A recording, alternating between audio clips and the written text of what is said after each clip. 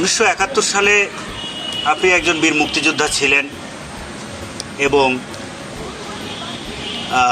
মুক্তিযোদ্ধাদেরকে সংগঠিত করেছেন আপনি।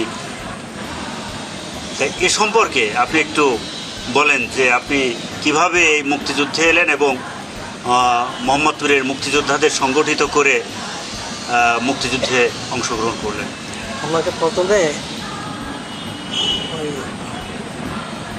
আব্দুর রশিদ বিচার সাহেব উনি আসে আমাকে প্রথম বললেন যে দেশ স্বাধীন করতে হবে। একটা কথার পর আসলাম, আমাদের চাই আমরা খাই সয়া না, ওরা খাই চাই না। আমাদের কাগজ, দেশের কাগজ ওরা কেন চাই না, আমরা কিনে সয়া না। আমাদের দেশের খাদ্য খাওয়ায় ওরাই নিয়ে চালায়। আমাদের দেশ কোনো চাকরি বাকরি হয় না, চোখে দিয়ে ছাড়া।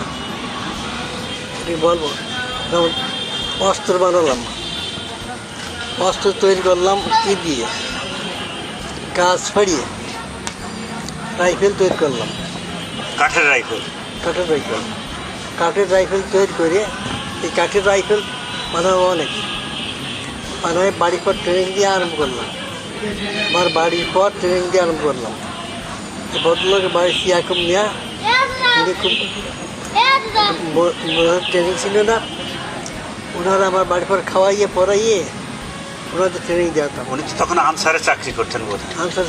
আনসার থেকে আসতে পারা প্রভাব ছিল। পানিঘাটা ওনার বাড়ি ছিল নারায়ণদিয়া বীর প্রতীক। হ্যাঁ, উনি চলে গেল কলকাতায়, ওটা হলো পরের কথা বলছিল। তা আমি এখান থেকে লোকজন নিয়ে একবার প্রোগ্রাম করলাম যে আমরা কাউন্টার দখল করবো। বুঝতাম না তো, কিছু এলাকার ওই রাইফেল বন্দুক টুকটাক ছিল, এরা আমার সাথে যোগ দিলে চাপায় পড়ল আসে। সে তাই নিয়ে আমরা অবুঝ অবস্থায় ক্যান্টনমেন্ট দখল করতে যেতাম। গাছ টাছ টানতে নিয়ে ওই ক্যান্টনমেন্ট দখল করতে যেতাম। কিন্তু আসলে পত্রিকাটা যাইয়ে ওখানে গাড়াই গেলাম, বিভিন্ন ছত্রভোগ হয়েছে। আর যাত্রা পেলাম না, যদি কলকাতা আবার চলাম, কলকাতা আমার আবার দিল না। আমি নোহাটাতে একটা ক্যাম্প তৈরি করলাম।